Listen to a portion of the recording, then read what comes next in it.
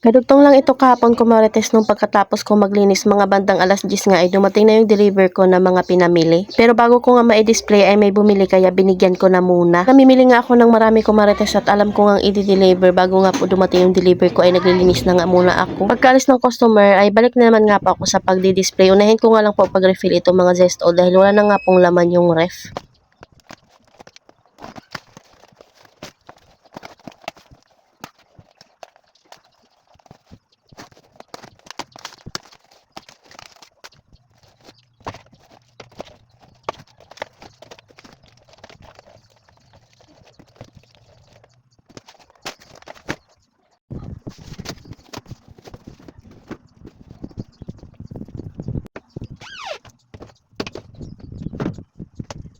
Nag-refill na nga rin po ako ng mga maliliit na C2. Ito lang naman kasi yung madalas hinahanap sa akin kaya hindi na ako bumibili ng malalaki. Ang flavor nga po yung binili ko. At tubig dahil madalas din yan mabenta sa akin. So ayan na nga po yung itsura niya at puno na nga rin po iyan. Then next naman nga po ay yung mga nakalagay sa karton. Pag wala talaga si Jawa, abay nabubuhat natin yung mga bagay na mabibigat. Pero pag nandito siya, syempre hindi natin kaya yan. Wala sa plano na bumili ng marami pero ang dami kong nakitang may free kaya naman talaga napadampot na nga rin ako. Kaya umabot na nga po yan ng 9,000 dahil bumili nga rin po ako ng sigarilyo. Sa mahal ng puhunan natin ngayon, kaunti na lang talaga yung 9,000. Hindi ko na pinasama sa deliver yung sigarilyo at dinala ko na nga yun nung gabi pa lang. Ngayon ko lang na-display yung mga biskwit kasi nung hindi pa nga po ito na-deliver ay meron nang naghanap kaya lang wala na nga akong stock at naubusan. Itong sa kabilang karton, ang mga laman nga po nito ay mga sabon at sondro. Dal ko na nga po yung mga cup noodles dyan sa isang karton para naman nga po may refill ko na itong mga pansit canton. Yung katapos mo lang maglinis ng iyong sala tapos ganito na naman nga po yung magiging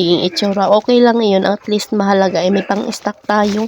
Dati nga plastic lang talaga yung napapamili ko. Kaya naman madalas ay maraming kulang dito sa tindahan namin. Yung mga hinanap nila ay wala. Kaya thankful ako sa mga ganitong kalat. Itong mga pinamili kong kape at gatas ko marites, may stock pa talaga ako sa tindahan ko. Kaya lang ang daming may free. Kaya bumili na rin talaga ako. Kagaya nitong magic sarap. Abay nakakatuwa kasi may lagayan na siya. Tapos 2 perasong magic sarap na nga iyan. Naman nga po na ganitong gram talaga yung binibili kong magic sarap para sa aking kusina. Tapos nakalagay lang siya sa isang garapon, minsan hindi nga natatakpan ng maayos. Ingat lang talaga sa may mga free na plastic dahil mahirap ngang tanggalin. Diba ang cute ng lagayan niya kumarites? Ayan, at mayroon na naman nga po tayong gagamiting magic sarap ng mga ilang buwan. Na rin pala akong mga biniling mga dilata. At dahil nasa karton pa nga po yung binibili ni customer, kaya ayan, hinahanap ko nga.